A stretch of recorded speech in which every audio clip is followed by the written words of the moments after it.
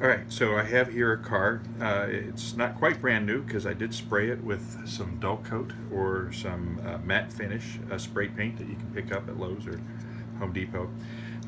It just takes away some of the shine and allows the dust here to stick to it just a little bit better. Okay, well, to start off, I'm going to make the wheels look rusty and dirty and grimy, and I've got a mix of rust and black here of weathering chalk, and I just kind of brush it on, and just like that. Nothing hard, nothing complicated. Now the wheels look rusty and old. I'll do that the same to the other side as well.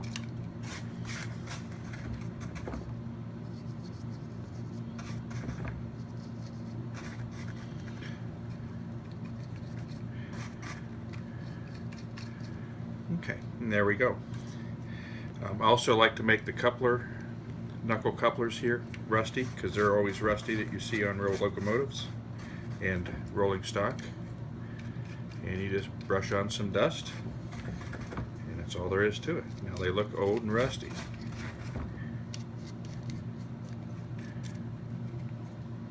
Okay, now take a little bit of white here, a little bit of white dust, and I'll just kind of go over the entire model just to make it look faded.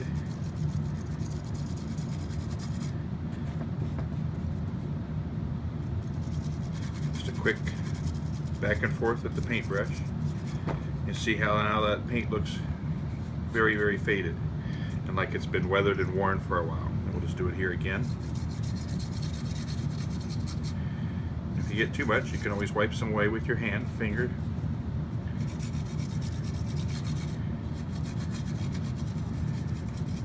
Brush it in real good. Now, one thing I like to do a little bit better is I like to fade the white lettering. So I'll just take some white and I'll drag it down from the white lettering, because a lot of times you see on the trains that the lettering is very faded from rain, maybe acid rain.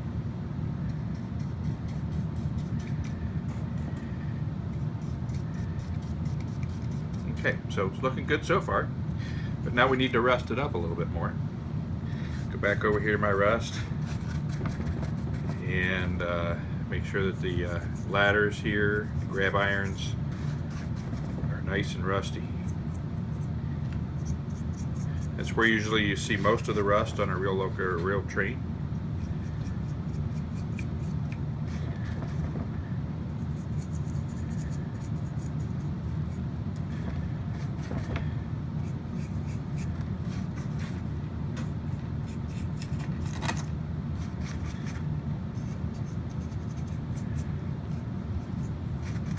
Nice part about this dust is it lets the background colors show through.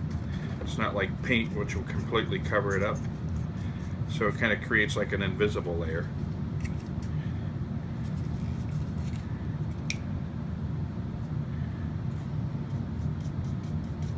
Okay. Now, oops, I want to do this a little bit better.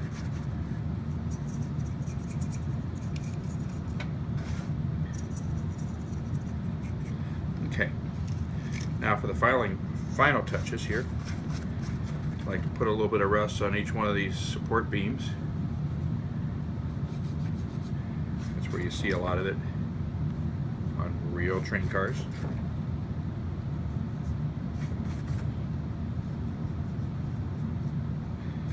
Again, just subtle coloring is all you need.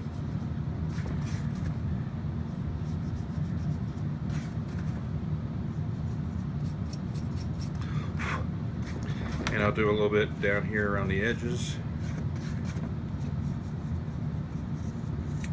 and a little bit up around the top edge here.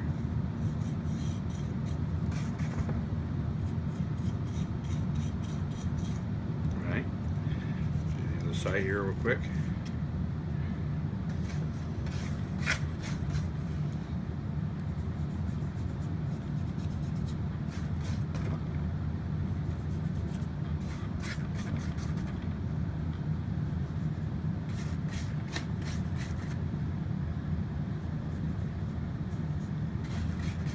Almost done.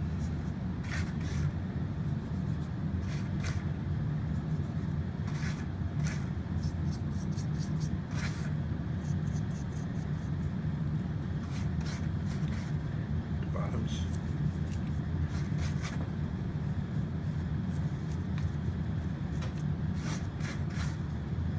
And across the top edge. You have to go and gather up your dust quite a bit because it doesn't spread very far.